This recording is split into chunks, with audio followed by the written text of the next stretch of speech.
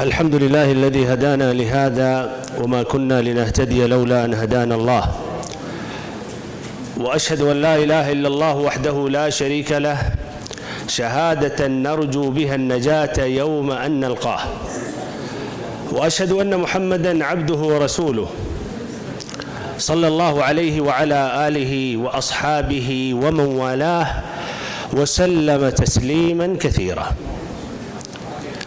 أصحاب الفضيلة العلماء، إخواني الدعاة الزملاء، أيها الضيوف الأعزاء، السلام عليكم ورحمة الله وبركاته. أما بعد، فإن العلماء ورثة الأنبياء، وإن الأنبياء لم يورثوا درهما ولا دينارا، وإنما ورثوا العلم، فمن أخذه أخذ بحظ وافر. وإنه يجب على العلماء بيان العلم ونشره للناس، وتمكين العامة من سؤالهم والإجابة عن استفساراتهم وإزالة إشكالاتهم. وإذا أخذ الله ميثاق الذين أوتوا الكتاب لتبيننه للناس ولا تكتمونه. وفي المقابل يجب على الناس سؤال المعتبرين من أهل العلم والموثوقين في دينهم وعقيدتهم وعلمهم، فاسألوا أهل الذكر إن كنتم لا تعلمون، وإنما شفاء العي السؤال. ويقول محمد بن سيرين رحمه الله: إن هذا العلم دين فانظروا عمن تأخذون دينكم. وإن تقاعس العلماء في نشر العلم وتساهلهم في القرب من الناس، أو أقول إن تقاعس الدعاة وتساهل الغيورين وتكاسل من أعطوا مثل هذا العلم الحديث من المهارات في التقنية وفي إنشاء المواقع الإلكترونية، ويمتلكون خبرات في وسائل التواصل والإعلام، إن تساهل هؤلاء في ربط الناس بالعلماء لمؤذن بالخطر ومعلن بالشر، وستكون نتائجه وخيمة، حيث ينتشر البدع ويعم الجهل وتنتشر الشركيات والخرافات والخزعبلات. وربما اتجه الناس إلى جهال يظنون أنهم علماء وليسوا من العلم في شيء، وربما أعطي بعضهم حسن المنطق وجميل البيان وقوة الحجة فانخدعوا بهم فيضلون ويضلون ويهلكون ويهلكون.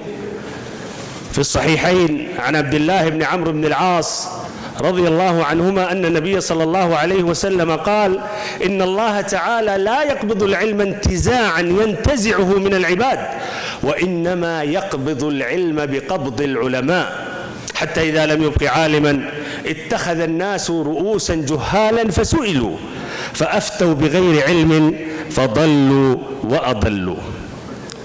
وإن من توفيق الله عز وجل وفضله وإحسانه على مجموعة من دعاة جمعيات الدعوة والإرشاد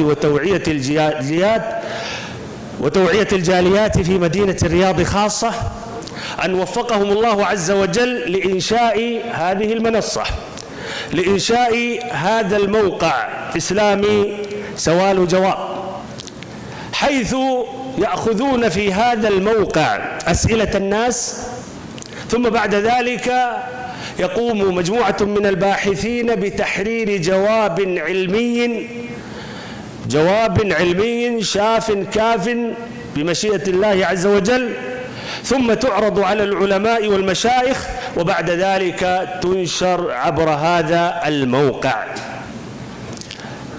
وإنه سيكون العناية الفائقة بل الاعتماد على فتاوى كبار العلماء في هذه البلاد المباركة، أمثال الشيخ عبد العزيز بن باز والشيخ محمد بن صالح العثيمين رحمهم الله، والشيخ صالح الفوزان حفظه الله، وأبحاث هيئة كبار العلماء، واللجنة الدائمة للبحوث العلمية والإفتاء في المملكة العربية السعودية. وفي الختام أسأل الله عز وجل أن يبارك في هذه المنصة وفي القائمين عليها من مشايخ وعلماء ودعاة ومتعاونين وتقنيين وإداريين، وكل محب صديق صادق الود منصفا. اللهم اجعل أعمالنا صالحة واجعلها لك خالصة، ولا تجعل فيها لأحد شيئا أبدا.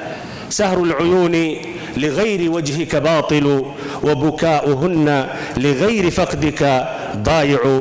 سبحان ربك رب العزة عما يصفون، وسلام على المرسلين، والحمد لله رب العالمين.